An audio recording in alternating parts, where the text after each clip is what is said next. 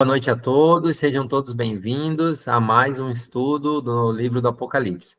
É um grande prazer estar aqui com vocês, um privilégio, na verdade, estar aqui estudando a palavra de Deus mais uma vez com vocês e compartilhando, né, as lições da profecia que falam sobre o último período da Terra. E eu achei interessante, Desirê, que eu acho que você até postou nesse grupo mesmo, né? Um story falando de um pastor, eu não lembro eu não percebi qual igreja que era, mas ele falando a respeito de que nós vivemos o momento final. E aí a gente pega um vídeo, por exemplo, do Rodrigo Silva, ele fala, nós estamos vivendo no período final. E eu sempre nas minhas pregações eu costumo dizer isso. Nós não estamos encaminhando para o tempo do fim, nós estamos no tempo do fim. Então eu acho que isso é muito importante que a gente se conscientize, porque isso traz uma responsabilidade de nós como cristãos muito grande. Está lá em Mateus 24. Jesus só volta quando o evangelho for pregado a todo mundo. E qual é o todo mundo que ele fala? É o nosso mundo. Eu não preciso ir para a Índia, eu não preciso ir para o Paquistão, Síria, China, Rússia, né, países que são fechados, né? Eu não preciso ir para esses países. Isso aí, a estratégia de evangelizar esse país é com Deus, é com Jesus, Espírito Santo. Aí já é uma coisa mais macro. Mas eu preciso entender qual é a minha China, qual é minha Rússia, meu Paquistão, que são o quê? Meus vizinhos, meus familiares, meus parentes. É essas pessoas que eu preciso, esse é o meu mundo que eu preciso evangelizar.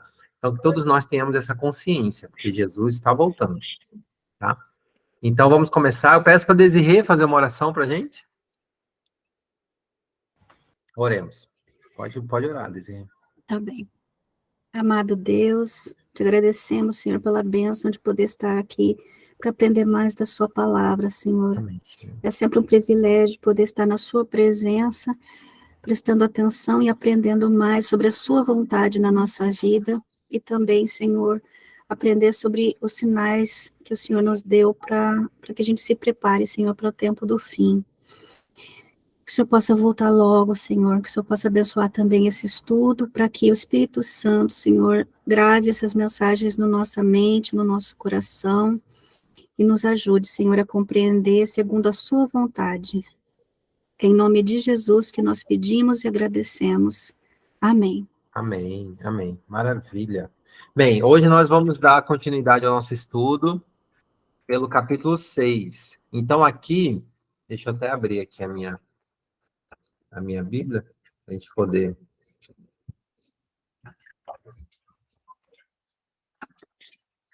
Vamos lá. Que eu estava em outro livro aqui, acabei tirando o Apocalipse. Pronto, capítulo 6. É engraçado que o capítulo 6, ele fala sobre a abertura dos 7 selos. Mas aqui, se a gente for, depois que a gente for olhando, ele vai até o 6º selo, praticamente, porque os 4 versículos finais, eles não representam nenhum selo, aparentemente, assim, que a gente vê. Então, assim, há essa nomenclatura de 7 selos, mas na verdade aqui a gente percebe 6, tá bom? Mas isso não influencia em nada, tá? Isso é só uma nomenclatura que foi dada. Eu acho que é para harmonizar, né, essa questão do número 7, né? Que simboliza a perfeição, tá bom? Então, vamos lá. Bem, primeiro aqui, ele vem dar uma continuidade. Lembra o capítulo 5?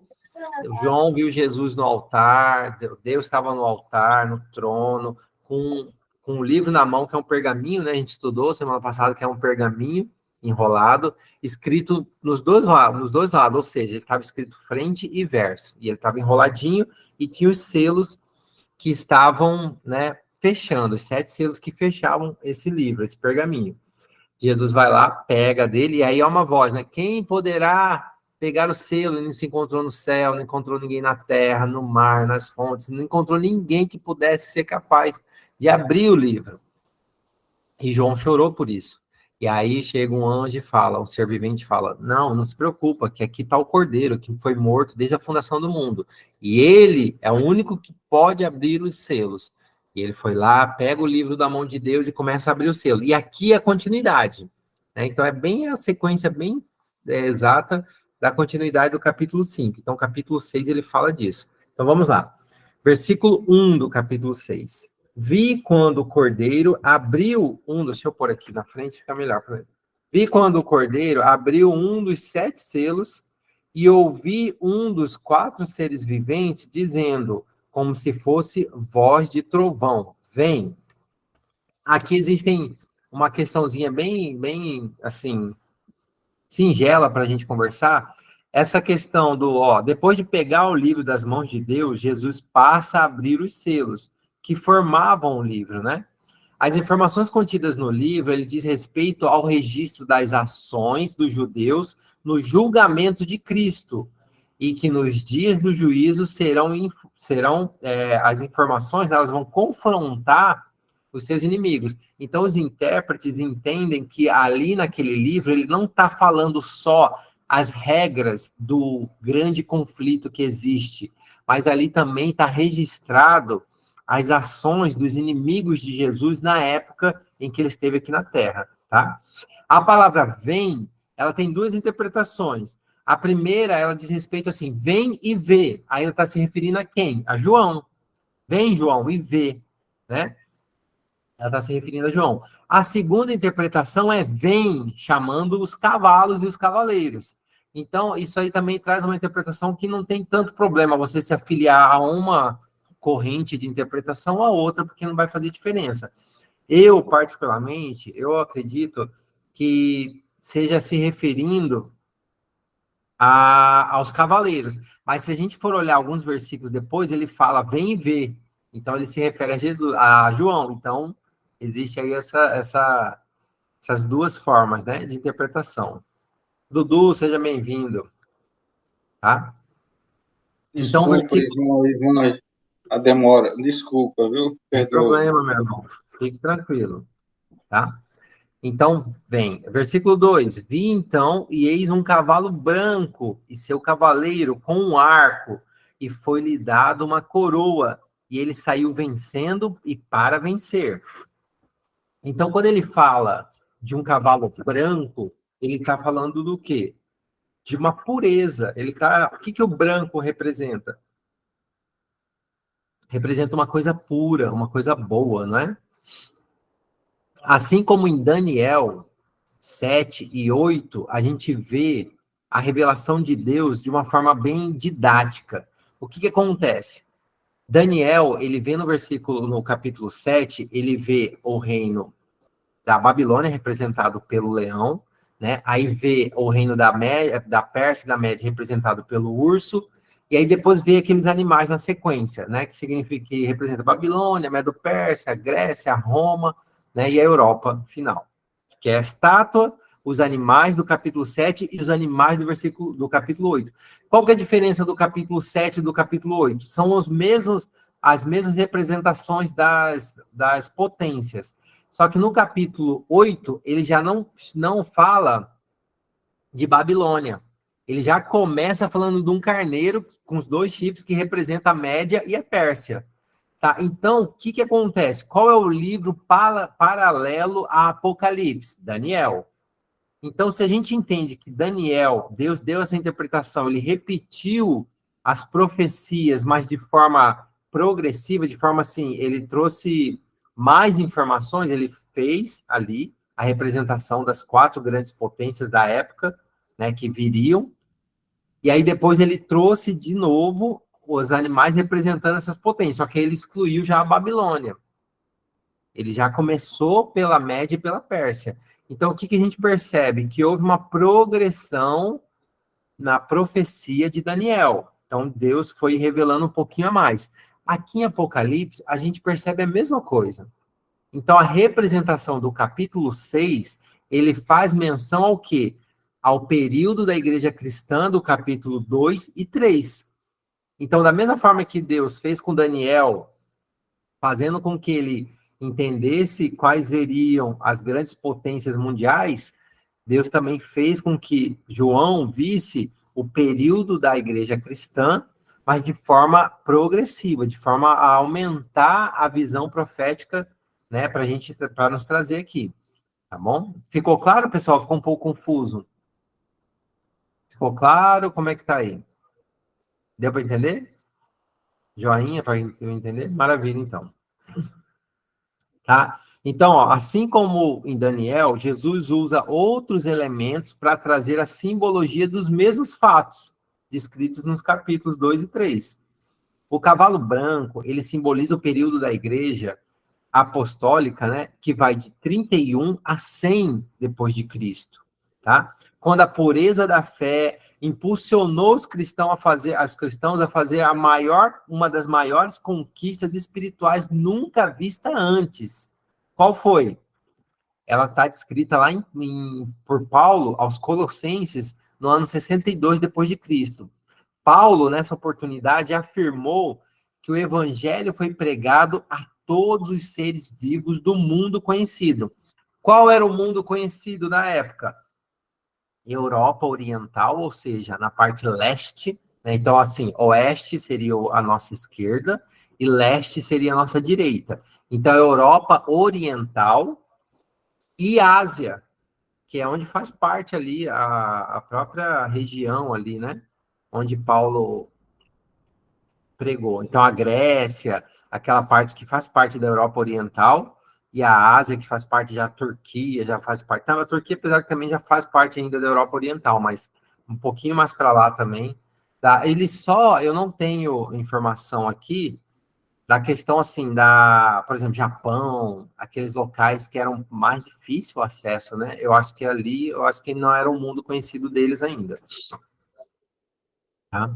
Mas para o mundo conhecido de Paulo, ele pregou para todo ser vivente. Isso eu achei bem interessante, tá? Então, o que significa o arco? Ele significa conquista, conquista em batalha, né? Então, o que a gente percebe do ano 31 ao ano 100? Muitas batalhas que os cristãos tiveram para pregar o evangelho. Então, a gente vê perseguição, a gente vê lutas, a gente vê muitas formas que é de mortes violentas, né, dos cristãos, mas de uma forma geral, o evangelho ele foi pregado para todo mundo conhecido. E ele tinha uma pureza. Tanto é que quando aquele episódio me fugiu agora o nome daquele casal que morreu fulminado, que eles mentiram, se alguém lembrar aí me avisa, que eles mentiram a respeito do valor da venda do terreno. E quando eles mentiram, eles foram fuzilados ali imediatamente. Por quê? Porque a igreja estava tão pura que... Como? Foi Ananias e Safira. Pronto, Ananias e Safira. Maravilha, obrigado, eu sabia. Na verdade, foi um teste, eu lembrava, só que eu falei, vou testar a minha equipe. Brincadeira, eu tinha esquecido mesmo. Ananias e Safira. Obrigado, viu, Lucinei? Tem que botar para responder mesmo. Obrigado. Então, o que acontece? Eles tentaram, de alguma forma, ali, trazer uma influência maligna para aquele povo que estava ali concentrado no Espírito Santo. O que aconteceu? Foi fulminado. A pureza era tão grande que não cabia ali a influência do mal, porque tinha que começar bem. Não é assim que a gente aprende? Vamos começar um empreendimento. Qual a primeira coisa que a gente fala? Vamos começar direitinho, recolhendo os impostos, toda a documentação, tudo direitinho. Por quê? Porque se a gente começar errado, o meio vai ser errado, o final vai ser errado. Então, tinha que começar perfeito. Então, o cavalo branco simboliza essa perfeição do evangelho que estava sendo pregado pelos apóstolos, tá? O arco significa conquista em batalha. A cor branca significa a pureza da fé. A coroa significa a vitória. E o cavalo simboliza a guerra, é um animal de guerra. Então, foi luta para pregar esse evangelho. Não foi banana com açúcar, com caramelo, não. O negócio foi muito difícil, tá? Deixa eu ver aqui onde é que a gente está. A gente está no... O cavaleiro que está em cima simboliza Cristo, né? Como? O cavaleiro que está em cima simboliza Cristo, o homem. Não, na verdade não. É uma simbologia do período histórico em que viveu a igreja cristã. Então, tanto o cavalo como o cavaleiro é uma simbologia. Por que ele não simboliza Cristo? Onde que está Cristo aqui? Onde que está Cristo no texto? A gente vai lá para o verso 1. Vamos voltar para o verso 1, só para esclarecer. Versículo 1. Vi quando o cordeiro abriu um dos 7 selos e ouvi um dos 4 seres viventes dizendo, como se fosse a voz de trovão, vem. E aí vi, então, que eis um cavalo branco. Entendeu, irmã? Jesus pegou o livro. A voz é de Cristo. Não, a voz Chamando. é do ser vivente. Vamos de novo. Vi quando o Cordeiro de Deus, ou seja, o Jesus, pegou lá da mão de Deus o livro, abriu o primeiro selo, e aí aqui, ó, vi, calma aí, vou ler aqui o texto que é melhor. Vi quando o Cordeiro abriu um dos 7 selos e ouvi um dos 4 seres viventes. Lembram como que estava no capítulo 5? Sim. É os Era o 4. trono Um de dos 4 Deus, viventes. 24 anciões em volta, mas na frente, não em volta, mas na frente do trono, formando como se fosse um semicírculo em oval. Entendi. E dentro desse semicírculo, 4 seres viventes. E no meio dele, Jesus. Então tinha Deus, 24 anciãos, 4 seres viventes e Jesus. Então, quando Jesus pega o livro de Deus, começa a abrir o selo, um dos 4 seres viventes que estavam no meio ali, falaram, vem. Então, a voz é de um dos 4 seres viventes, tá bom? Entendi. Maravilha, mas muito bom. Eu quero que perguntem mesmo, viu, pessoal? Não quero que ninguém fique com dúvida, não. Por quê? A simbologia aqui é muito usada. É tudo muito simbólico. Entendi, obrigada. Isso, a gente precisa pegando as informações para poder captar a ideia. A ideia aqui é o quê? É aprofundar o estudo, né? A gente passar por cima, entendi mais ou menos. Não, é entender mesmo. Tá bom, pessoal? Então, vamos lá, versículo 2. Vi, então, um cavalo branco e seu cavaleiro, como um arco, que significa a batalha, a guerra, né? A batalha. Calma aí. Um arco. E foi-lhe dado uma coroa, que simboliza a vitória, e saiu vencendo para vencer. Aí aqui a gente fala, Paulo diz, pregamos a toda a alma vivente no nosso mundo conhecido. E saiu outro cavalo, verso 3, quando abriu o segundo selo, ouviu o segundo ser vivente dizendo, vem. Então o primeiro ser vivente falou, vem, e ele veio. E o segundo ser vivente falou, vem, aí vem outro cavalo. E saiu outro cavalo, vermelho, e o seu cavaleiro foi-lhe dado a tirar a paz da terra, para que os homens se matassem uns aos outros. Também lhe foi dada uma grande espada.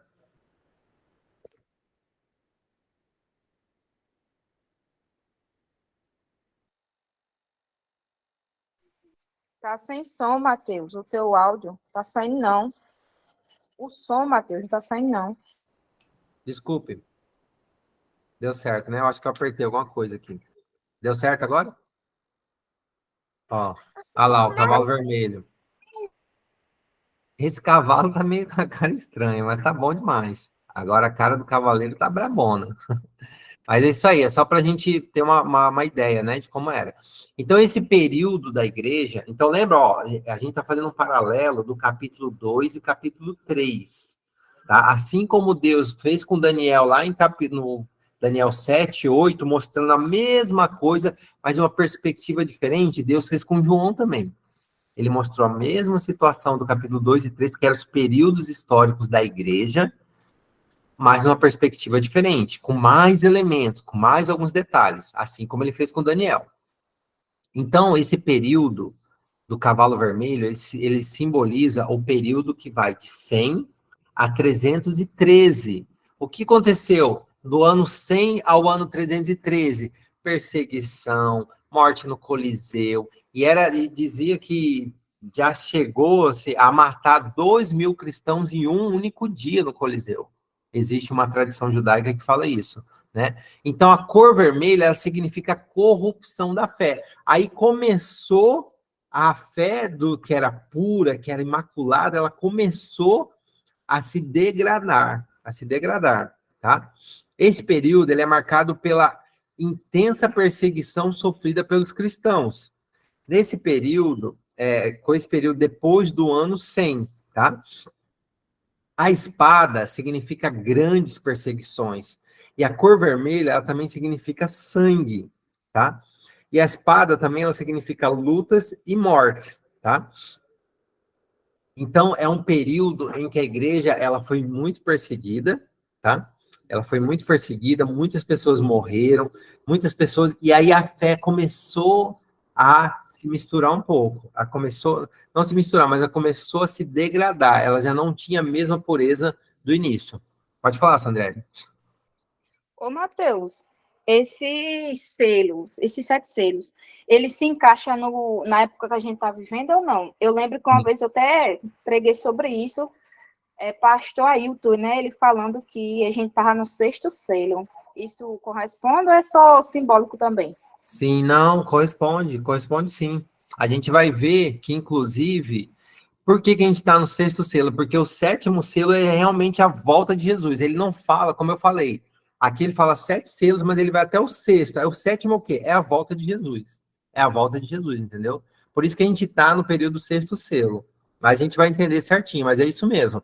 Lembra que a gente no capítulo 2 e 3 vai até Laodiceia, que Laodiceia corresponde à igreja nesse período, e fala sobre a igreja que está morna, né, trazendo coisas do mundo, tal, tudo aquilo lá. Então, aqui ele estende a visão profética. Então, ele vai além do período onde a gente está, ele vai falar um pouquinho mais além, que é o quê? A volta de Jesus. E corresponde sim, Sandré, é isso mesmo.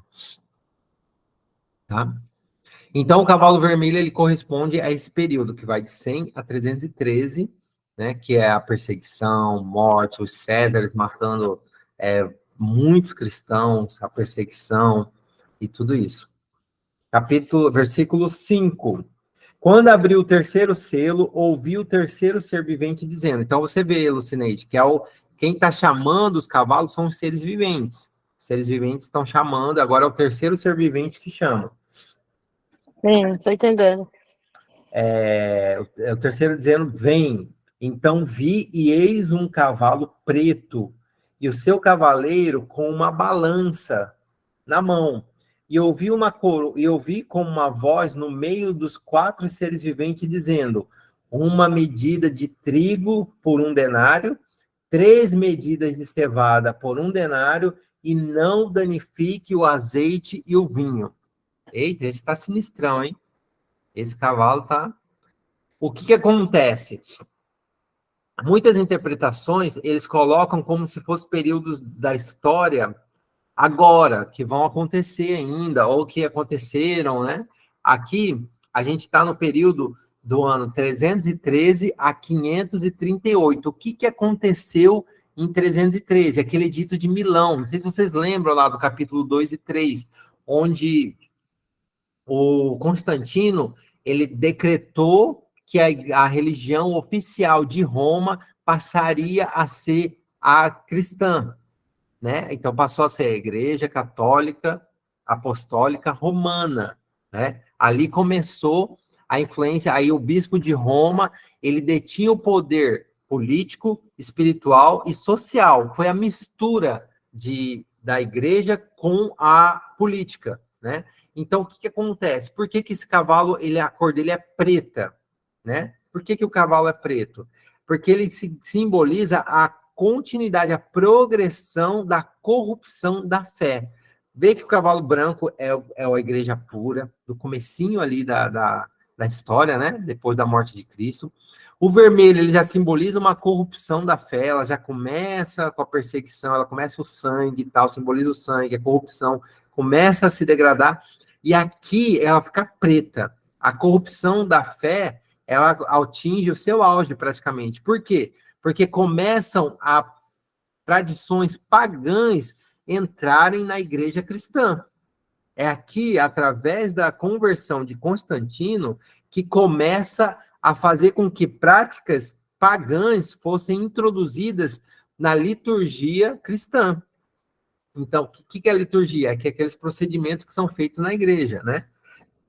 Primeira coisa que aconteceu, o primeiro decreto dominical, que transferiu a guarda e adoração do sábado para o domingo. Então, a adoração a Deus deveria ser feito aos domingos e não mais aos sábados, como prevê a Bíblia. Por quê? Porque a sociedade era como se fosse um dia comum para eles. Então, estava atrapalhando o comércio deles. Por que é a balança? Alguém já foi na feira aqui? Todo mundo, né? E lá, quando a gente vai na feira, quando a gente vai comprar um tomate, o que a gente faz? A mulher no olho, ela fala, não, aqui tem 1 quilo, tem 2 quilos. Ela no olho, ela fala, não. Como que ela faz? E aí, pessoal, como que ela faz? Como que o homem ou a mulher da feira faz? Eles vão lá e pesa, não é? Então, o que Tirar a simboliza? medida. Oi? Ela pesa, vai tirar a medida. Exatamente, vai tirar o peso de cada produto, né, para que possa, né, saber quanto que é o que você pegou. Então, o cavalo preto A balança significa também justiça, né? Como? A balança também significa justiça. Sim, também, o Porque vai equilíbrio. ser pesado, né? Isso, é o equilíbrio, né? Que significa ali, a justiça, o equilíbrio, exatamente. Mas aqui, no caso, ela está simbolizando no caso, a introdução de práticas, o interesse maior de questões comerciais acima da questão espiritual. Tanto é que justamente aconteceu isso, a transferência do sábado para o domingo, né? Por quê? Porque foi nesse período em que houve essa introdução de práticas pagãs com a prática cristã. Pode falar, Betânia. Isso aqui é história, tá, pessoal? Eu não estou defendendo bandeira de igreja, não. Isso aqui eu estou falando questão histórica, tá? Ô, Pode falar. Matheus, Sim. quer dizer assim, cada cavaleiro desse simboliza o que está acontecendo, o que ainda vai acontecer. É isso? Isso. Cada cavaleiro desse, cada cavalo dele simboliza um período histórico, um período da história da igreja cristã. E aqui a Sim. gente vai, diferente do capítulo 2 e 3, que ele vai até Laodiceia, que representa nós aqui, a nossa sociedade, aqui ele avança até a volta de Jesus, igual ele fez em Sei. Daniel. Ele trouxe informações, depois ele traz as mesmas informações com um pouquinho de informação a mais, entendeu? Aqui ele Entendi. faz a mesma coisa. Por isso que a gente entende que é uma repetição do capítulo 2 e 3 com um complemento. Por quê? Porque o livro paralelo ao Apocalipse é Daniel, e Deus fez isso em Daniel, entendeu? Uhum. Se você for olhar no YouTube, por exemplo, você vai achar muitas interpretações diferentes, muitas interpretações diferentes. Só que aqui a gente vê, são interpretações que casam muito, muito mesmo. Ó, vocês vão ver, ó, por exemplo, Tô entendendo. tem gente que fala que esse cavalo preto é um período que houve essa... Porque ele fala aqui, né? Vamos ler de novo aqui, ó. O cavalo preto com uma balança. E eu vi 1 quilo de denário, aquela coisa toda. Ele fala, né? Uma medida de trigo por 1 denário, uma medida de cevada por 1 denário. O que significa isso? A escassez de alimento. Aí tem gente que fala, não, é porque a fome no mundo, tal.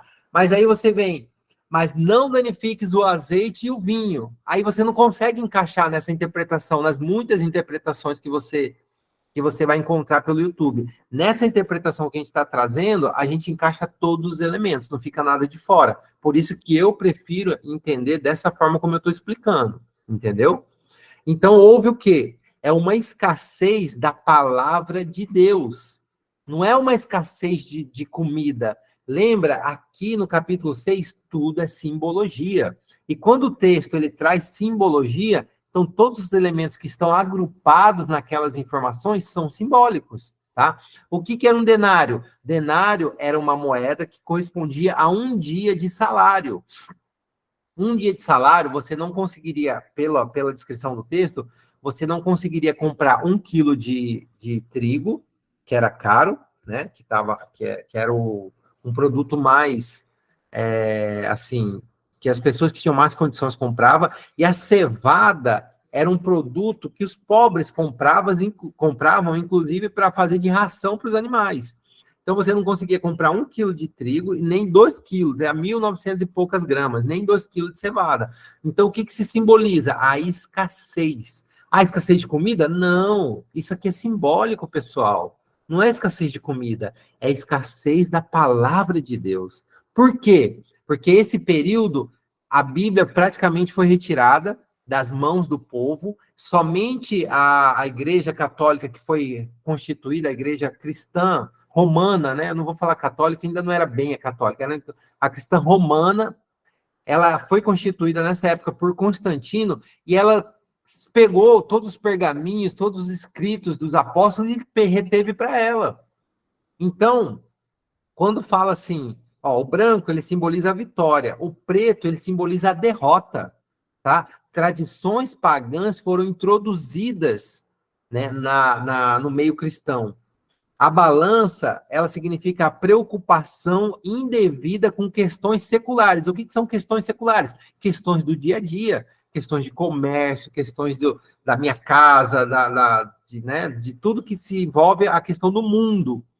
Então, quando a gente vê que Constantino muda o dia de você adorar a Deus de sábado para domingo, ele tá privilegiando o quê? O comércio do Império Romano, que funcionava aos sábados, entendeu? Então, para eles estavam perdendo um dia.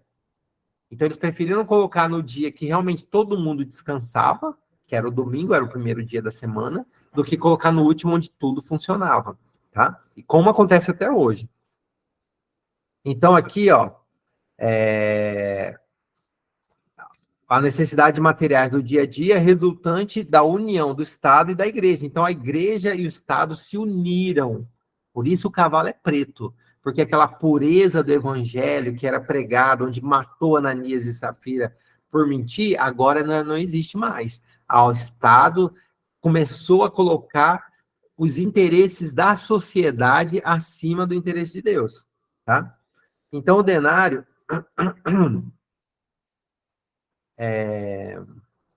o espírito do comércio entraria na igreja. O denário representava o salário de um dia, né? A cevada e o trigo tinham preços altos e simboliza a escassez da palavra de Deus que foi produzida neste tempo, né? Trazendo fome espiritual entre as pessoas.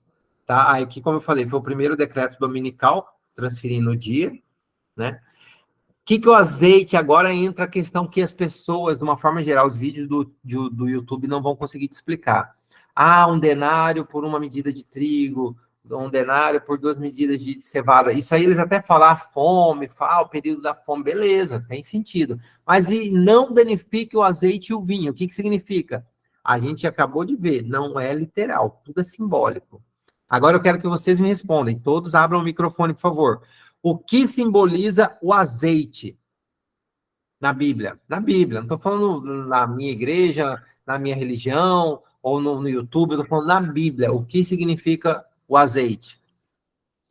O Espírito Santo? Show de bola, o Espírito Santo, exatamente, o Espírito Santo. E o vinho, o que simboliza o vinho? Essa é fácil. O que simboliza o vinho, pessoal? O azeite era mais difícil saber. Eita, o sangue de Cristo? Sangue de Cristo, sangue frio, não é isso que ele fala na última ceia? Eis aqui o cálice da salvação, meu sangue e tal. Não danifique a influência. Pode ter escassez da palavra de Deus nesse período. Pode tirar a Bíblia, não era a Bíblia, né? Era ainda que a Bíblia foi depois de Nicéia, tal, que eles compilaram realmente o Novo Testamento. Mas pode tirar os pergaminhos do Antigo Testamento, da Torá, pode tirar os pergaminhos das cartas de Paulo, de todo mundo. Pode tirar da sociedade, mas você não vai danificar a influência do Espírito Santo e nem o poder do sangue de Deus no meu povo escolhido. Porque mesmo nesse período, que vai de 313 a 538, existiam cristãos verdadeiros. Existiam cristãos. Sempre houve, pessoal, sempre houve na história do mundo o remanescente. O que é o remanescente? É aquele povo que não se corrompe. E agora, no final dos tempos, vai haver de novo o remanescente. O remanescente de Deus, que não vai se curvar. Lá em Apocalipse 13, quando a gente for estudar. Vai ter um povo... Mateus, Oi. e sobre o remanescente, Daniel e os amigos dele, eles foram, né? Sim, Remanescentes também. com Não se certeza. curvaram. Com certeza.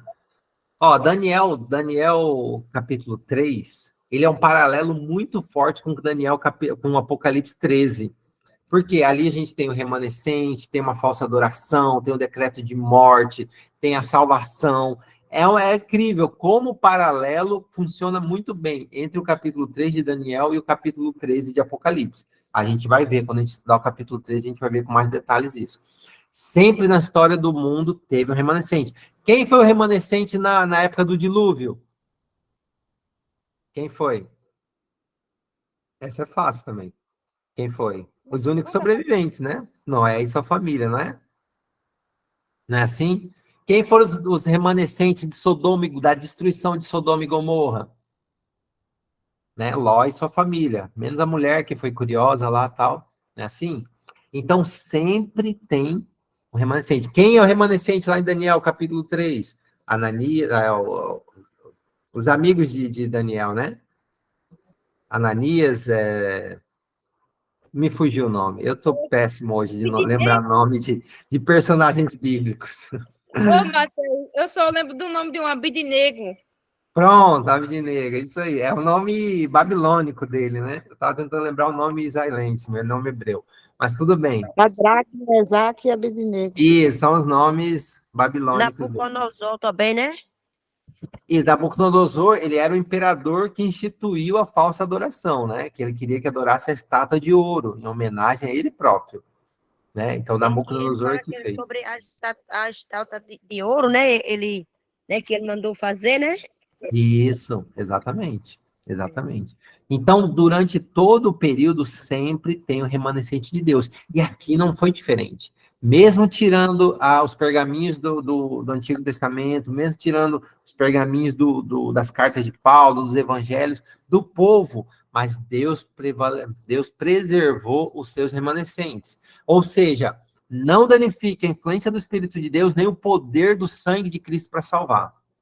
Isso simboliza não danifique o azeite e o vinho.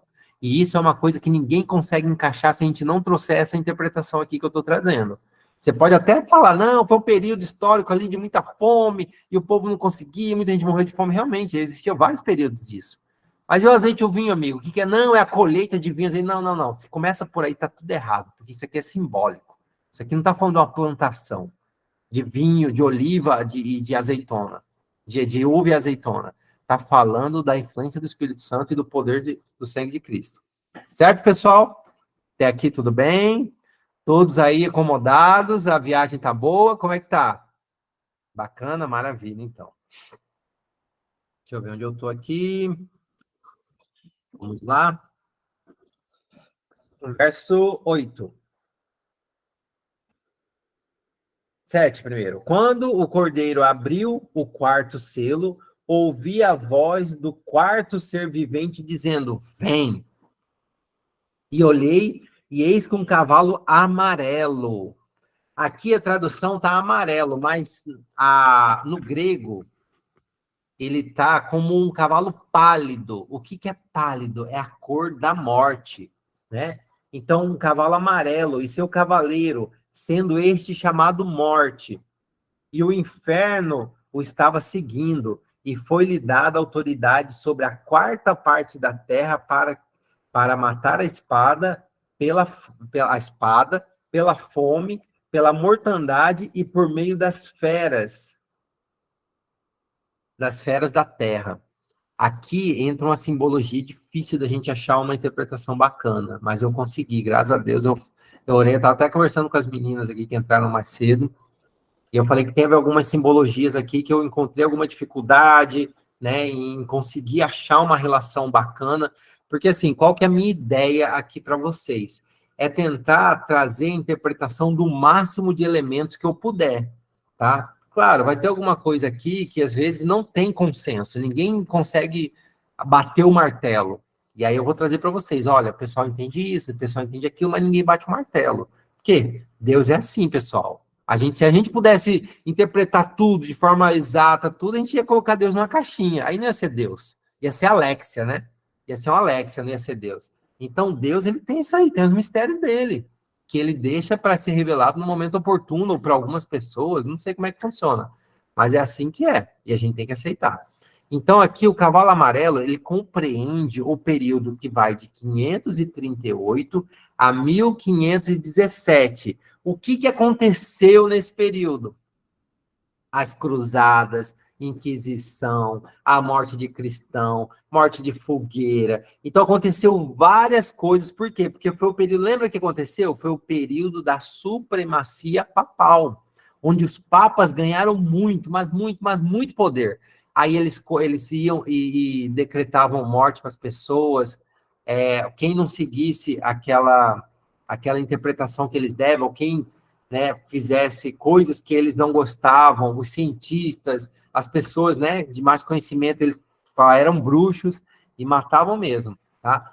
Então, esse período, ele é caracterizado pela degradação da igreja cristã. O amarelo, ele significa duas coisas, o medo e a cor da morte, que como eu te falei, a tradução aqui, ele tá amarelo, mas no grego ele tá uma cor pálida.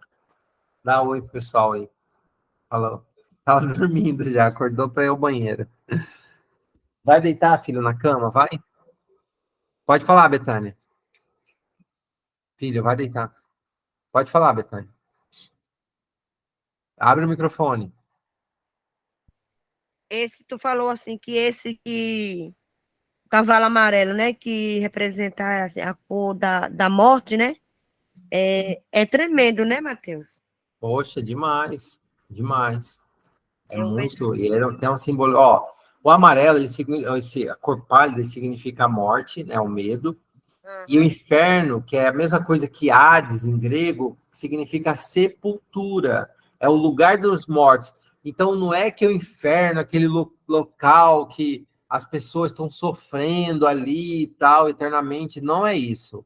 A gente entende que o inferno é o local onde as pessoas estão sepultadas, é o lugar de descanso dos mortos, a sepultura. O que nós entendemos? Que não existe um inferno onde as pessoas estão sofrendo pela eternidade, né? Do mesmo jeito, quando a gente morre, eu vou só entrar aqui, abrir um parênteses, né, que não é tema, mas eu acho que é interessante isso.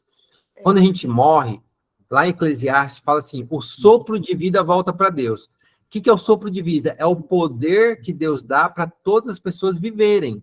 Aí o espermatozoide vai lá, encontra o óvulo e, de alguma forma muito maluca, vamos falar assim, cria vida. Isso é só o poder de Deus. Esse é o poder que Deus dá. Se eu pegar um espermatozoide de alguém e colocar em vários elementos biológicos da natureza, nada vai acontecer. Por quê? Porque ele criou essa conjunção para que haja vida. E quando ele faz o homem, ele sopra o sopro de vida, que é esse espírito que Eclesiastes fala que volta para ele, esse poder, e o homem passa a ser alma vivente. Ele não passa a ter uma alma, ele passa a ser uma alma vivente. Então, nós somos seres integrados. Nós não somos corpo, alma, espírito. Eu não sei como é que faz essa divisão, né? Tem gente que tem certinho, corpo, alma, espírito, corpo, espírito, alguma coisa assim. Somos uma coisa só. Quando, já vou dar a palavra. Quando a gente morre, a nossa consciência se apaga, é como se a gente estivesse dormindo. Vocês já dormiram, assim, um sono profundo, que quando você acorda, passou a noite inteira e parece que você dormiu poucos minutos? Todos já passaram por isso. Assim é o sono da morte. Por que a gente entende? Ah, Mateus, mas lá fala o tormento eterno, a morte eterna, o sofrimento eterno. Isso é as consequências do castigo, que são eternas. Por que a gente entende que não existe pessoas que estão no inferno hoje? Porque existem vários textos bíblicos que falam que Jesus vai vir e vai dar recompensa de acordo com os atos das pessoas. Se existisse um inferno eterno, não precisava ter de acordo com os atos. Todo mundo vai sofrer eternamente. Então, a sentença só. Mas Deus não vai fazer isso. Deus vai dar a sentença de acordo com os seus atos. Então, você vai sofrer, que é o inferno, propriamente dito.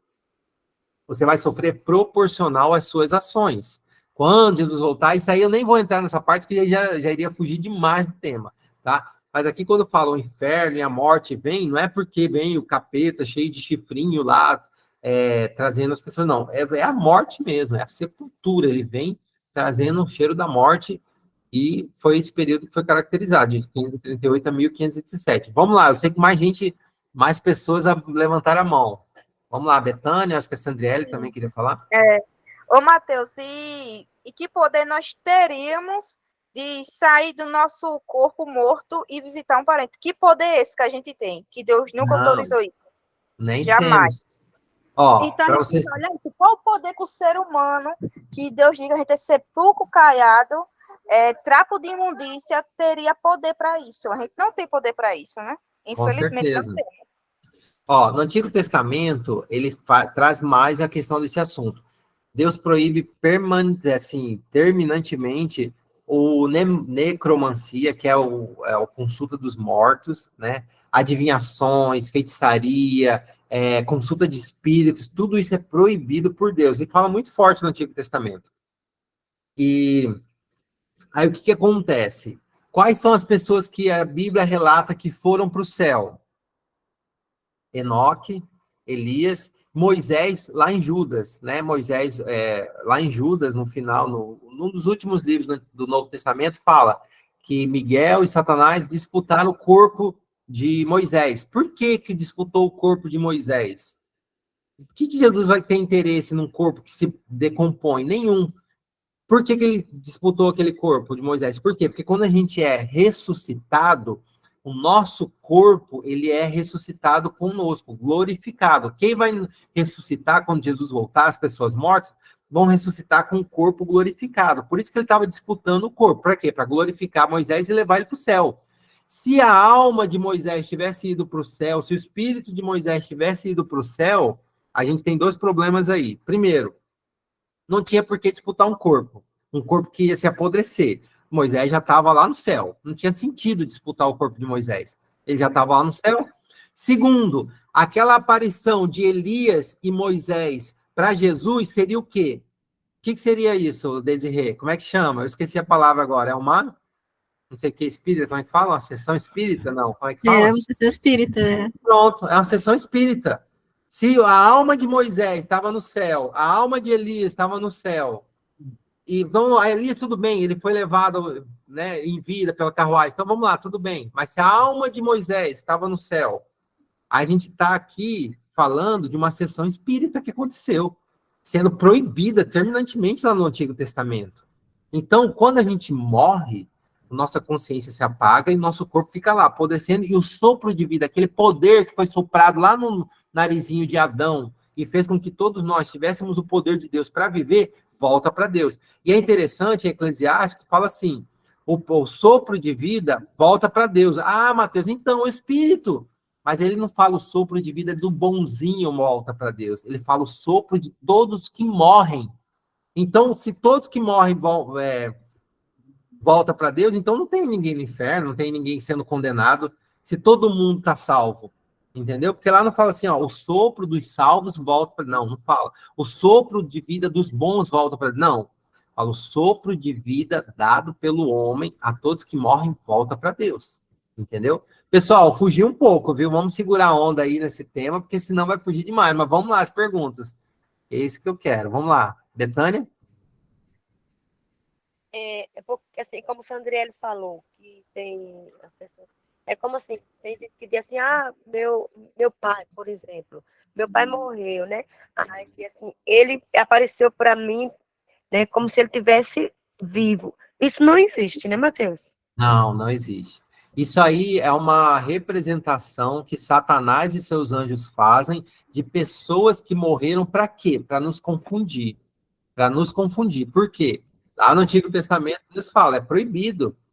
Ó, isso, ó, Satanás que faz os espíritos mortos. Aqui a gente tem uma representante, né, do ex-espiritista, que já até se aprofundou muito, a Desirê. Deus ex-macumbeira. Eita, ex-macumbeira. Totalmente. Fazendo ex. Lembre-se bem, ex. E eu acho interessante como Deus age. A Desirê, ela é uma pessoa muito sincera. Quando ela estava servindo a Satanás, ela acreditava que realmente estava servindo a Deus. E essa é a ideia que eles passam. Ela já me falou o testemunho dela, por isso que eu estou dizendo. Então, aí Deus olhou e falou, não, essa é minha. Essa eu preciso para mim, porque ela é sincera demais, ela é aplicada, ela quer fazer o bem. E Deus foi lá e resgatou. Então, isso tudo é para quê? Para confundir. Mas no começo não foi confuso? Desirê, não confundiu a sua cabeça? Você achou que estava servindo a Deus e estava fazendo as coisas boas? É assim que eles falam. Aí a gente fala, não, Mateus, mas calma aí.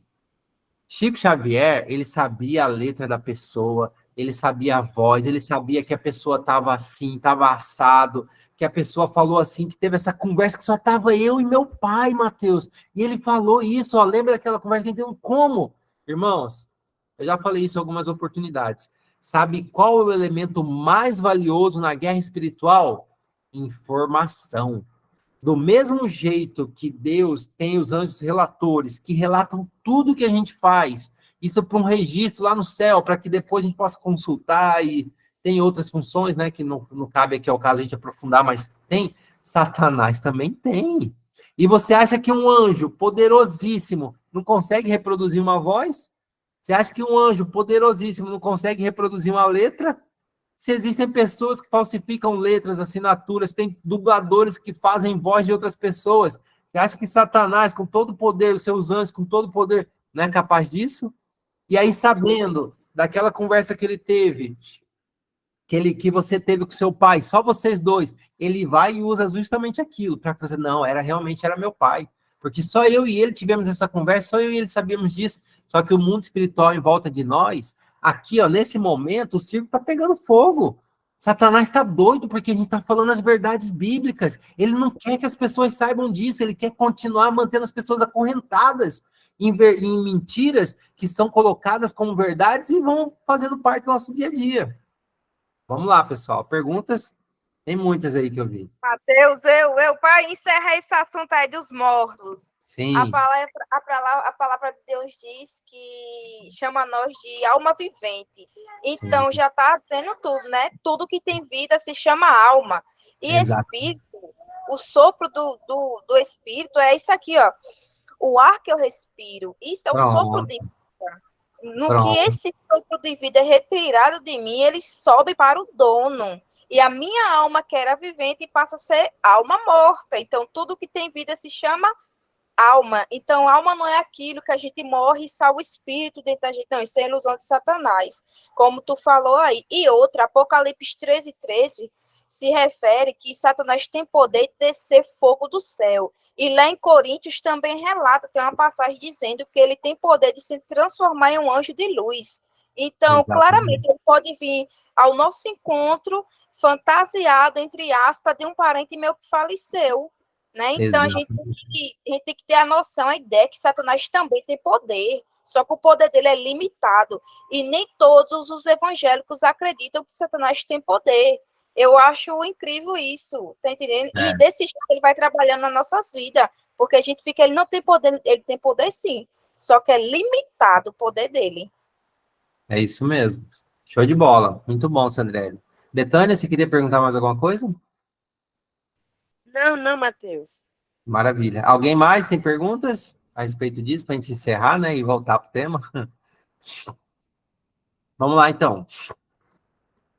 Seguindo. O cavalo preto nós estamos, versículo 8. Ah, não, desculpa, o cavalo amarelo, versículo 8. Então, a cor significa a morte, o medo, o inferno, o Hades, que é a sepultura, ele está levando a sepultura. 1/4 simboliza muita gente morrendo nesse período, e morreu mesmo, né? Existiram muitas guerras, muitas coisas. A fome, ela simboliza, a fome aqui, ela simboliza a pobreza que a corrupção do homem trouxe para as pessoas. Vocês já viram aqueles filmes antigos da época de castelos medievais, tal, 1400, 1300, 1500? Eu acho que todo mundo já teve a oportunidade de ver, né? Algum filme daqueles.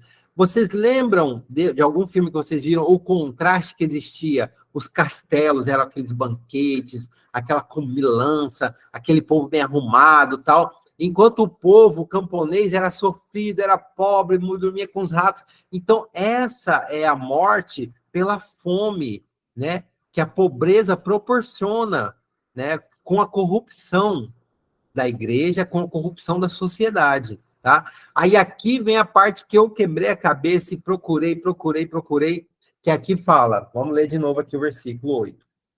Parte final. E foi-lhe dada autoridade, parte final do versículo 8, tá? Sobre a 4ª parte da terra, para matar pela espada. Pela espada, tranquilo, guerra, tranquilo de entender. Pela fome, é a corrupção, também é até tranquilo, dá para entender. Pela fome, né? É a corrupção. Pela mortandade, que é a morte, né? De uma forma geral. Agora vem uma parte difícil de entender. e por meio das feras da terra. Quem são as feras da terra? Quem são as feras da terra? É o instinto animal que Satanás provoca no homem. Quer ver um exemplo típico, que não é dessa época, mas um exemplo de instinto animal? Holocausto. Quem sabe aqui o Holocausto? Todos entendem o Holocausto? Aquele período onde os alemães perseguiram os judeus e colocaram eles em campos de concentração, eles eram feitos experiências, eram mortos de forma, nossa, horrível, horrível. Aquilo lá, nenhum animal irracional faz com o outro. Aquilo é um instinto diabólico tão tremendo que só pode ser comparado ao animal, à fera, às bestas feras da terra. Então, a interpretação mais próxima que eu achei dessa passagem de morte por feras da terra é o instinto animal que Satanás coloca no homem e faz com que ele faça coisas que você fala, não, isso eu não acredito que foi feito. E o Holocausto foi uma delas, tá? Então, aqui... Você lembra, você já soube, já estudou alguma coisa sobre o que os japoneses fizeram com os chineses na época? Porque os japoneses, eles foram aliados dos nazistas, né? Sim. Dá uma pesquisada para você ver, diz que foi pior do que o que os judeus, do que o que os alemães fizeram com os judeus. Por isso que os chineses têm horror aos japoneses até hoje, e a pior ofensa que você pode fazer é confundir um chinês com um japonês. Eita, olha aí. Tá vendo? Medonho. É isso aí, ó. São as feras da terra. Por que que a gente sabe que não é literal? Existem, por exemplo, mortes por abelhas, existem. Morte por picada de cobra, existe. Hipopótamo também é um animal que mata muita gente, né? Elefante, parece também. Existem vários animais que matam o ser humano durante o assim, né, o período histórico. Só que a gente não encontra uma relação tão forte. Ah, não, você viu ali 300 mil pessoas morreram por picada de abelha. Não existe isso. Já 1000 pessoas morreram por causa do hipopótamo. Não existe isso, né? Então, quando ele fala morte pelas feras da terra, é um instinto animal que Satanás produz no homem. Pode falar, Betânia. Ô, Mateus, essa aqui que tu falou, né? As férias da terra também. Simula também os homens, assim, que pai mata filho, às vezes um pai mata um filho mata um pai por nada, por besteira. Às vezes no trânsito também, quando acontece o quê? Pronto. Não é isso também? Não quer dizer isso também? Com certeza, com certeza. Isso é um instinto animalesco, de fera, né? Com certeza. Porque às vezes por nada mata o outro, né? E mata numa crueldade muito grande mesmo que a gente fica horrorizada, né? Exatamente. Então, é isso, né? Que representa também, né? Isso. Agora, há pouco tempo, não teve um casal de mulheres que matou a família, o irmão mais novo, o pai, a mãe, para pegar os bens, para pegar, roubar? Cara, que é isso? Tem aquela Richthofen, né, também, que é um caso famosíssimo aqui no Brasil. É o instinto da besta fera que mata as pessoas. Exatamente isso, Betânia. Exatamente isso. Tá? Vamos lá. Aqui acaba... Ó, interessante também. Esse é o único cavaleiro que tem nome. Qual que é o nome dele? E olhei, verso 8, e olhei e eis um cavalo amarelo, e seu cavaleiro sendo este chamado morte. E o inferno o estava seguindo. Então, ou seja, a sepultura dos mortos estavam seguindo. A mortandade estava seguindo esse cavalo, que é esse período de 538 a 1517. Que aí acaba a supremacia papal, né? Nesse período de 1517. Que aí começa a reforma protestante e tal. Versículo 9. Só ver uma coisa aqui, se tem... versículo 9. Aqui acaba os cavalos, tá, pessoal? Então, os selos aqui, ele vai até o 5º, tá? Ele vai até... Calma aí. Não, ele vai até o 4º. O 4º selo, que é o cavalo amarelo, tá bom? Então, ele vai até o 4º selo. Até o quarto selo os cavalos vão até o quarto selo. Verso 9. Quando ele abriu o quinto selo, eu vi debaixo do altar as almas daqueles que tinham sido mortos por causa da palavra de Deus e por causa do testemunho que sustentavam. Ah, Mateus, tá vendo? O povo tá no céu, olha aí, o Apocalipse falando, eu vi a alma dos mortos. Uma vez, pessoal, eu vi um pastor dando base para como é que fala? A imortalidade da alma, né? Que a pessoa morre e vai para o céu, usando esse texto. Cara, pessoal, vamos respeitar o texto bíblico. Se o texto bíblico traz elementos simbólicos, tudo que representa, todos os elementos seguintes nele contido é simbólico, pessoal. A gente não pode misturar simbologia com literalidade, senão vira bagunça. Deus é um Deus de ordem, por favor. Usar esse texto para falar que existem pessoas no céu é uma aberração. É uma aberração. Você pode usar qualquer outro texto. Mas não usa esse, não. Porque fala, amigo, então aqui o cavalo também é literal, a gente vai ver cavalo, a gente vai ver coisa, vai ver... Pô, não, isso aí é simbólico. Mas essa parte é literal. Olha a bagunça que ia virar na nossa cabeça. Deus é um Deus de ordem, pessoal.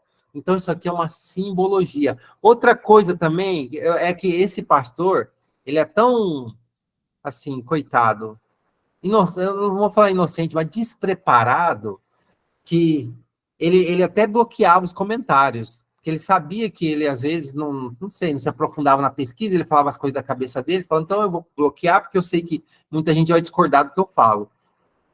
Deus sabe a sinceridade desse homem. E eu oro muito para que essas pessoas que são sinceras sejam alcançadas pelas verdades bíblicas. Mas olha só, primeiro, aqui a gente está falando de vários elementos simbólicos. Então, as almas que o João viu debaixo do altar, clamando, vamos ver o que eles clamam. Verso 10.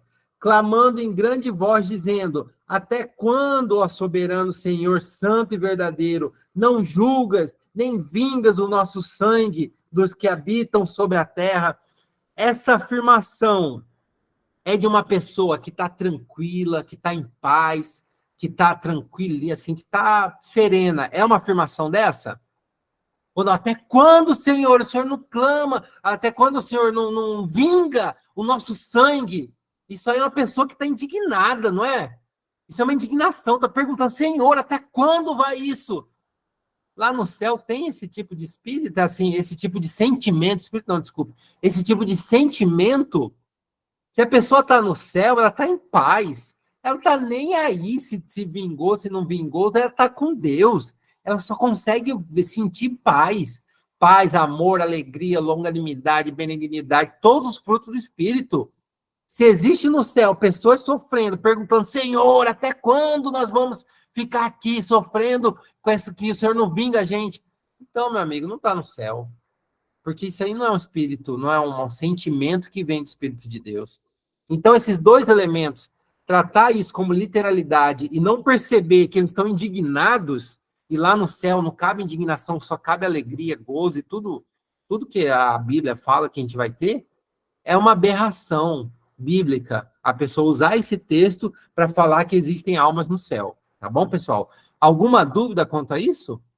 Alguém entende de forma diferente? Aqui é bem democrático, pessoal. Aqui ninguém está falando, a gente está interpretando a Bíblia de acordo com os elementos que toda a Bíblia oferece. A gente não está pegando textos isolados, a gente não está usando versículos específicos para fundamentar as nossas teorias, não, pelo contrário.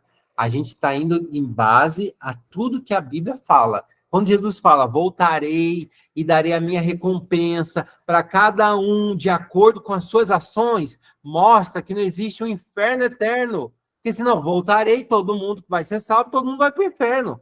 Quem vai ser salvo, quem vai para o inferno vai ser inferno. Eu não vou dar proporcionalmente, todo mundo vai ficar sofrendo eternamente.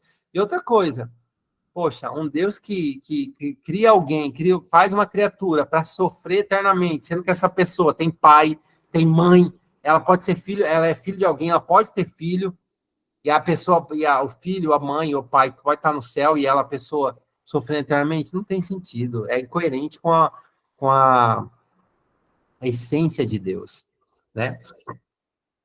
Então, o versículo 10, ele fala da injustiça do mundo que está prevalecendo contra os cristãos e contra Deus. Aqui nesse período, quando ele abre o quinto selo, começa a subir o clamor pela justiça, ou começa a descer, né, do céu, o clamor pela justiça que Deus vai trazer ao homem. Aí outro exemplo que eu trago, eu costumo trazer, é bem atual. Todos aqui conhecem o caso da Marielle, a vereadora do Rio de Janeiro, que foi morta, e agora, até hoje, ainda estão achando gente. Não chegaram ainda quem mandou. Agora descobriram que realmente os caras que foram presos foi dirigido, blá, blá, blá. Mas não chegou ainda quem matou, quem mandou matar, aliás. Mas virava e mexia alguns anos atrás, não, Marielle vive, Marielle clama, não é assim? Não tinha faixa? Marielle não sei o que clama, ou não sei o que, Marielle vive. Marielle realmente está clamando? Não, mas os efeitos daquela situação indignam as pessoas e fazem com que as pessoas... Aí, outro exemplo, mais antigo, bem mais antigo. Quando... Isso, pronto. Aí era o que eu ia... Justamente, a Desirê já deu spoiler, era justamente o que eu ia falar, mas é bem mais antigo. Quando Deus fala, Caim, cadê seu irmão? E aí Caim fala, eu por acaso sou guardador do meu irmão? Aí ele fala, você sabe o que você fez, que o sangue de Abel clama da terra. Caim de Abel estava clamando, pai, por favor, tá, não. Era uma representação de que aquela injustiça estava falando para o universo, estava falando para o mundo. É a mesma coisa quando a Marielle clama, não é ela que está clamando, é a injustiça feita por ela que está aqui, ó, nos nossos ouvidos, né? Então, esse clamor é uma representação simbólica da injustiça que foram feitas com os cristãos. Aí, verso 11. Então, a cada um foi dada uma vestidura branca e lhes disseram, repousem, para que repousassem ainda por um tempo. Ou seja, calma, pessoal, pode deixar que o sangue de vocês vai ser vingado. Continuem mortos, né? Por que continuem mortos? Ó, repousem ainda por pouco tempo, até que também se complete o número dos seus conservos e seus irmãos que têm que ser mortos como igualmente eles foram. Ou seja, nesse período final da terra, da tribulação, vai morrer muito cristão. Vai morrer muito cristão. E eles vão fazer parte desse coro de santos que foram mortos pela palavra de Deus e que vão ser vingados por Deus. E vão ser vingados, o sangue deles vai clamar. E eles vão ser vingados por Deus. Verso 12, deixa eu ver se tem mais alguma coisa aqui do verso 11. Não.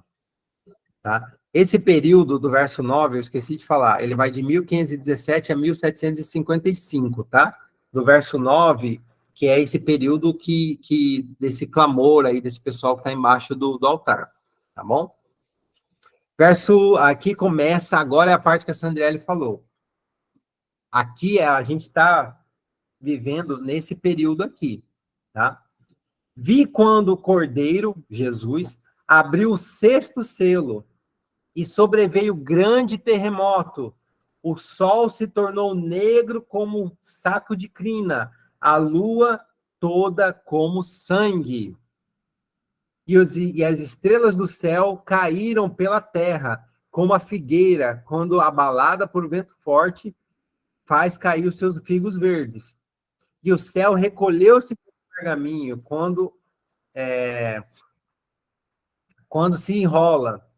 Então todos os montes e ilhas foram movidos de seu lugar. Aqui não, vamos até o 13. O sexto selo vai até o 13. Lembra que eu te falei que ele não fala o sétimo selo? O 14 em diante é o sétimo selo, que é a volta de Jesus. Então o sexto selo ele vai até o versículo 13. O que aconteceu no versículo 13? O grande terremoto, não é isso que fala? Quando aconteceu um grande terremoto, o maior terremoto já registrado pela humanidade. Foi no dia 1º de novembro de 1755. Por isso que o período do sexto selo, ele vai até 1755. foi o terremoto de Lisboa. Ah, Matheus, que papo é esse? Procura no Google, terremoto de Lisboa. Você vai ver, maior terremoto já registrado na história do homem, tá? Foi o grande terremoto. Escurecimento do Sol, ele aconteceu em 19 de maio de 1780. Do nada, o Sol escureceu. Das 10 da manhã, parece até o período da tarde. Eu não me recordo agora quanto tempo ficou. Mas ficou um período bem considerável. Ah, Matheus, isso acontece no eclipse. Realmente acontece no eclipse. 2, 3 minutos. Eu acho que nem isso, né, Desirê? Chega um eclipse? Acho que o eclipse solar, aquele quando fica escuro, acho que não chega nem a isso, né? Que é o quê? É a passagem, a rotação da Terra, que ela vai ficando entre a Lua fica entre o Sol e a Terra. Então, naquela rotação ali de 2, 3 minutos, que a Lua está paradinha ali entre o Sol e a Terra, naquele pedaço de terra fica escura. Agora, das 10 da manhã até o período da tarde, irmão, não fica, não é eclipse. Então, isso aconteceu em 19 de maio de 1780. Google, procura no Google. Isso não sou eu que estou falando. Aí, ó, terremoto de Lisboa, desastre que mudou a história e levou a reflexão sobre o papel de Deus. Pronto, tá aí. Tá? Qual que é o outro evento? Escurecimento do Sol, em 19 de maio de 1780. Aí a Desirê vai achar e vai pôr. Show, Desirê. Muito obrigado, viu? Você é top. A queda das estrelas, ela aconteceu em 13 de novembro de 1833. Pouquinho depois de 1780, pouquinho depois aconteceu a queda das estrelas. Foi a chuva das estrelas também. Nunca aconteceu nada igual. Parecia fogos de artifício caindo do céu. Eu lembro que eu já vi algumas imagens, assim, representações, claro, de imagens dessa chuva de estrelas, e era assim, coisa assim, inimaginável. Ah, Matheus, mas cai meteoro, cai estrela cadente. Lembra que a gente faz um pedido para estrela cadente? Quem acho que tem mais de 30 e poucos anos, lembra disso. Aí, ó, 221, misteriosa escuridão ao dia pela noite em Nova Inglaterra. Aí aqui eu ver se fala o tempo que ficou. Se puder descer aí. Calma aí. A escuridão... tá, ó. Foi das 10 da manhã, teria durado até o meio daquela noite. Eita, ficou então mais do que eu achei que era só até a tarde. Das 10 da manhã, ó, o período de escuridão foi notado ao meio-dia, quando realmente parecia tratar em plena noite. Em algumas cidades que durou até as 5:30 da tarde, pessoal. A gente não está falando do eclipse, não. O eclipse dura 2, 3 minutos. A gente está falando das 10 da manhã e 5:30 da tarde, tá? Então, isso aí é profecia se cumprindo. É o pau torando lá na guerra espiritual que escureceu o planeta, tá? O outro foi a queda dos meteoros, queda das estrelas, né? Em 13 de novembro de 1833. Vamos ver se a Desirê acha aí. O que simboliza todos esses eventos? Eles simbolizam a partir daí, a partir do sexto selo, começou a contagem regressiva para a volta de Jesus. A partir desses eventos aqui citados no sexto selo, sabe aquele cronômetro? Começou. Agora é contagem regressiva para a volta de Jesus. Nós somos seres que duramos, que vivemos 80, 90, 100 anos com alguma sorte, mas com pouca saúde normalmente, né? Vamos ver aqui, ó. 3 de novembro de 1833, a grande chuva de meteoros. Foi uma imagem parecida com essa. Tá? Então, foi uma coisa, assim, extraordinária que aconteceu. A letrinha tá bem pequena, nem vou me arriscar a ler. Mas aqui a gente vê a representação e vê. Só procurar no Google, pessoal, né? Não é eu que estou falando, não é a minha igreja que está falando, não. É a informação histórica, tá? Então, o que acontece? Por que muita gente coloca esses cavalos ainda para o futuro? Porque esses eventos, especificamente, a gente vê na história. Se todos os outros cavalos vieram antes, então todos os eventos que esses cavalos representam têm que vir antes desses acontecimentos. chuva de estrela, chuva de estrela, terremoto, escurecimento do sol, tá bom? Aí agora a gente vai para o verso 14, agora sim, agora pronto. Contagem regressiva, aí, ó. No dia 10 a 13, nossa, 3 dias, ó, ocorreu a maior chuva de meteoros da história. Tínhamos que em torno de 1.000 meteoros por minuto. 1.000 meteoros por minuto. Meu Deus, imagina que medo que eles sentiram. Cara, total, imagina, 1.000 meteoros por minuto durante 3 dias. É muita coisa, é fantástico isso. A profecia se cumprindo literalmente. Isso aqui não tem outro. Então tá, sexto selo. Obrigado, viu, Desirê? Top, valeu. Você ajudou muito agora a aula aqui, viu? Sexto selo, cronômetro ligado, volta de Jesus. Tá chegando. Agora vem o sétimo selo. Isso é o que vai acontecer. Ó, e o céu se recolheu como um pergaminho quando se enrola. Então todos, não foi alguns não, pessoal, todos os montes e ilhas foram movidas de seu lugar, tá? Os reis da terra, os grandes, os comandantes, os ricos, os poderosos e todo escravo e todo livre se esconderam em cavernas e nos penhascos dos montes. E disseram aos montes e aos rochedos: caí sobre nós e escondei-nos da face daquele que assenta no trono da ira do Cordeiro. Porque chegou o grande dia da ira dele, e quem é que pode suster-se? Quem pode se sustentar? Ninguém pode se sustentar da ira de Deus. Por quê? A ira de Deus, ela é justa, ela vem proporcional ao que você fez, e ela vem de acordo com o que você fez. Pode ter certeza que Jesus jamais faria mal a alguém que não merecesse, ou não é que ele faria mal, ele deixaria que o mal chegasse a essa pessoa sem que ela merecesse, sem que ela fizesse por onde. Então aqui a gente está falando de causa e efeito, a gente não está falando de um Deus ruim, de um Deus sacana, que está escolhendo aleatoriamente quem vai castigar ou não. Aqui ele simplesmente está, para que o fruto dos seus atos são isso aqui, ó, dor, sofrimento, tá? E os frutos dos nossos atos, por estarmos estudando a palavra de Deus, é o quê?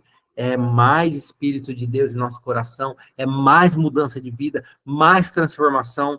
Pessoal, a ideia desse estudo não é fazer pessoas mudarem de religião, é fazer com que as pessoas realmente entendam as profecias bíblicas e entendam que é preciso estudar de forma profunda.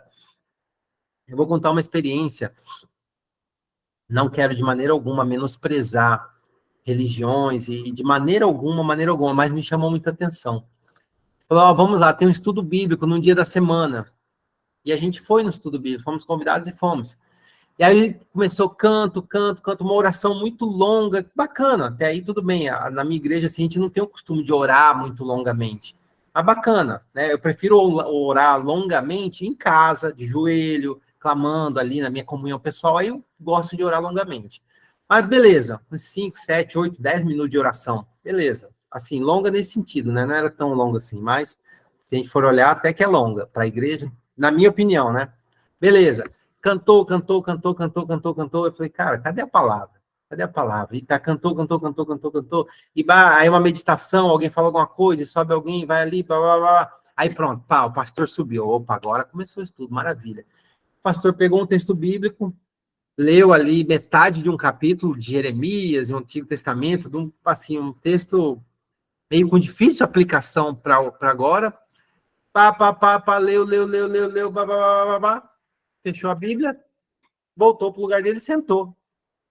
Aí eu falei, ué, como assim? Aí eu falei, então alguém vai vir e dar a aplicação. Aí subiu 2 pessoas e louvor. Oração, dispensou o pessoal. Irmãos, não tenho nada contra, cada um escolhe, mas a Bíblia tem que ser estudada. A Bíblia tem que ser estudada de forma profunda. muitas igrejas estão negligenciando o estudo da palavra de Deus.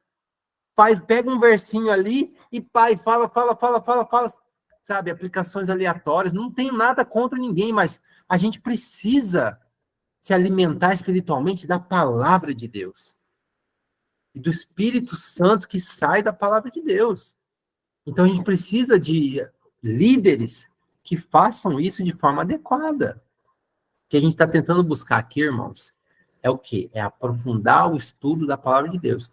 Eu procuro literaturas da minha igreja que interpretam, mas eu fico feliz porque a própria, que eu uso muito esse aqui, ó, comentário bíblico. Se alguém quiser, o emprestado aqui de Pilar, alguma coisa para tirar uma dúvida, eu uso muito esse livro. E sabe o que eu acho bacana demais? Ele traz várias interpretações. Olha, tem uma corrente que pensa assim, tem uma corrente que pensa assado, tem uma corrente que pensa de outro jeito, mas a nossa corrente se afilia a esse pensamento, por quê? Porque esses elementos se encaixam, ó, se encaixa perfeitamente, né? Então, isso me faz ter uma segurança, uma tranquilidade em saber que eu estou no lugar certo. E nós temos que ter essa certeza, que nós estamos no lugar certo. E eu vi uma... Para finalizar, né, porque aqui já quase 9 horas, ficou um pouco mais longo do que o normal esse estudo, mas eu gostei muito, viu, de hoje. E eu achei muito interessante aquele... Eita, me fugiu. Hoje eu tô péssimo para nome, viu? Hoje não é nem povo da Bíblia, até esse. É um pastor meio gordinho. Oh, meu Deus, tava com o nome do cara aqui. Ele é bem famoso na internet e tal. Ele é, assim, não lembro agora o nome da igreja dele. E ele falou uma coisa que eu achei muito interessante. Ele fala umas coisas assim que meio que nada a ver, assim, na minha opinião, algumas coisas. Mas ele falou uma coisa que eu achei muito assertiva da parte dele. Ele falou, olha, quando vier o sistema do anticristo, quando o anticristo for colocado no poder e ele implementar o sistema dele, o que ele vai fazer? Ele vai falar que a religião está atrapalhando a sociedade.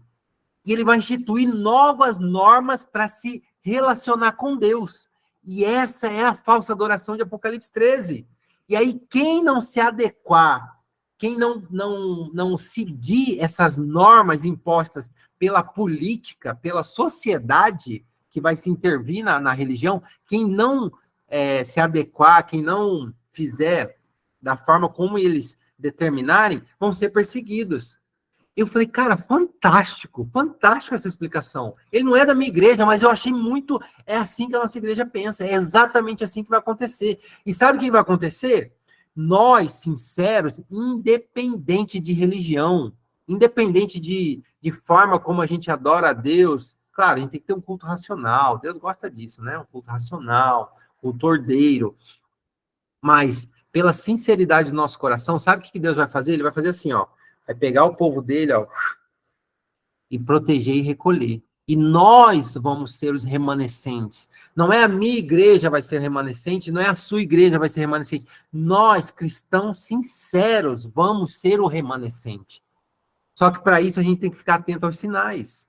E como nós ficamos atentos aos sinais? Fazendo o que a gente está fazendo aqui hoje. Glória a Deus por isso. Estudando a palavra de Deus. Porque quando começar a ser impostas leis que vão implementar a falsa adoração, o Espírito Santo vai falar, olha, isso aí é o anticristo. Isso aí é falsa adoração. E aí a gente vai ter que escolher. Ou a gente fica na nossa zona de conforto e aceita o que eles estão falando, ou a gente vai passar fome, ou a gente vai ser perseguido, ou a gente vai ser morto, como diz aqui, né, no verso 14, se eu não me engano, não é ali que fala? Espera mais um pouco, pessoal. Ainda tem mais gente para morrer. Ainda tem mais gente para ser perseguida e morta. Aí eu vou vingar todo mundo. Aí eu vou vingar todo mundo. Não vai ser só quem morreu antigamente, não. Vai ser todo mundo vingado. Tá? Então, a ideia de Deus que ele está fazendo aqui hoje conosco é juntando os remanescentes. Para isso, o que a gente precisa fazer fundamentalmente? Se desconectar dessa terra. Não posso eu me apegar, não, Mateus, eu tenho um carro, eu tenho uma casa, eu tenho um filho, eu tenho uma marida, esquece isso. Isso tudo faz parte. A gente precisa de conforto, precisa dar conforto na sua família, faz parte, mas isso não pode ser você. Isso não pode te representar. Ah, o que você mais vê no Mateus? É o amor que ele tem pelo carro dele. Ah, o amor que ele tem pela casa dele. Ah, o amor que ele tem pela roupa dele. Irmão, aí, ó, problema, viu? Aí é problema. As pessoas têm que te reconhecer pelo amor que você tem a Deus. A gente precisa ter carro? Claro que precisa. Precisa ter casa? Claro que precisa. Precisa ter roupa boa? Claro que precisa. Mas a gente não tem que amar essas coisas. A gente tem que amar estar ao lado de Deus. E agora eu vou encerrar, porque eu já falei demais. Senão vai virar uma pregação. Isso aqui vai ficar estranho. Pessoal, perguntas. Agora é a hora das perguntas polêmicas. Vamos lá. Cadê as perguntas? Dudu, hoje você vai perguntar, Dudu. Tem muita coisa aí, meu irmão. Cadê as suas perguntas? Eu sei que você é um cara inteligente. Eu já saquei isso. Você é um cara inteligente demais, meu irmão. Quero suas perguntas. Cadê, Dudu? Nada. Acho que o Dudu nem tá aí. Lucineide, entendeu, minha irmã? Você também tem umas perguntas boas. A Betânia também. Falta o seu Ramos. Seu Ramos não pergunta muito. A Desirê é top. A Desirê não precisa nem falar. Seu Ramos, liga o microfone. Aperta o... Vixe, Maria, como que eu vou explicar? O último botão. O último botão, ele deve estar no celular? Como é que eu vou explicar isso? Não sei como é que é. Você acha que você consegue habilitar aí o microfone dele? Não consigo, eu só consigo desabilitar. Ah. Tem que apertar, seu Ramos. É o último botãozinho aí, tá em vermelho, ó. É um botãozinho que tem um microfonezinho. É. Depois, qualquer coisa você manda no grupo. Acho que agora ele travou de vez. É. Lucineide, alguma pergunta?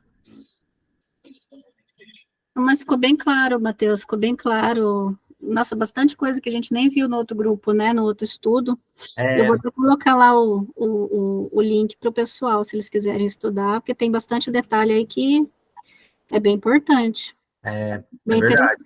Como cada professor vê de um jeito, né, enfatiza determinadas coisas e acaba que você, quanto mais você estuda, mais você vai vendo, descobrindo coisas, né? Muito Não, bom. fantástico. E é uma coisa assim impressionante, né? Como que as coisas encaixam perfeitamente. Eu estou muito feliz com esse estudo, porque eu estou tendo que pesquisar, estudar, então isso para mim é fantástico. Eu quero sempre estar fazendo esse estudo, porque eu quero sempre estar renovando e aprendendo mais. Aí, voltou, seu Ramos. Tenta apertar o botãozinho aí do microfone, qualquer coisa. Não dá para te ouvir, você tem que habilitar o microfone ali. Mas tudo bem, sem problema. Betânia, alguma pergunta, minha irmã? Você também faz as perguntas boas, que eu gosto. Não, Matheus, no momento agora não. Maravilha. Eu só estou muito feliz, né, por estar participando mais uma vez. Glória a né, Deus. porque cada vez mais eu vou aprendendo. Todos nós, cada vez mais aprendemos mais. Eu fico feliz demais de Deus dar essa oportunidade para nós. Você olha para a gente, então, Betânia, para a gente terminar? Sim. Vamos lá. Senhor, meu Deus, meu Pai, eu te agradeço, Senhor, por todos e por tudo que o Senhor tem colocado em nossas mentes, a força que o Senhor tem nos dado. Amém, Senhor. Em acordar, agradecer ao Senhor por tudo que o Senhor tem feito em nossas vidas, nos fortalecer cada vez na tua presença, Senhor, nos fortalecer na tua palavra, nos dando entendimento, sabedoria, nos capacitando cada vez mais. Amém. E por fim, Senhor, quero te agradecer por esse grupo abençoado, né, pelas palavras que o Senhor tem colocado na minha mente, na minha boca, e agradecer também, Senhor, por tudo que o Senhor tem feito na minha vida, na vida da minha família e de todos desse grupo. Que o Senhor venha abençoar cada vez mais todos do grupo, em nome do Senhor Jesus, te agradeço, em nome do Pai, do Filho e do Espírito Santo. Amém. Amém, amém. Muito bonita a oração, parabéns. Obrigado, Desirê, show de bola. Você hoje foi top demais. Contribuiu demais aí, viu? Obrigado. Obrigado por estar gravando. Ela vai disponibilizar o link. Pessoal, vamos seguir o canal dela para dar uma força, né? Para o YouTube lá, o algoritmo mandar esses vídeos para mais pessoas, né? Quem Amém. puder fazer um comentário ali também é importante, a interação, né? E que Deus abençoe. Semana que vem aí semana que vem também o bicho pega, viu? Capítulo 7 também, ele é bem cheio de detalhes. Ele já parte, já sai um pouco dessa parte dos selos e tal, mas começa outros elementos também bem importantes. Tá bom? Amém. Que Amém. Deus nos abençoe. Um restante de semana abençoado para todo mundo, a proteção de Deus. Tchau, pessoal. Tchau. Tchau, amém. Que Deus Valeu. abençoe. Amém.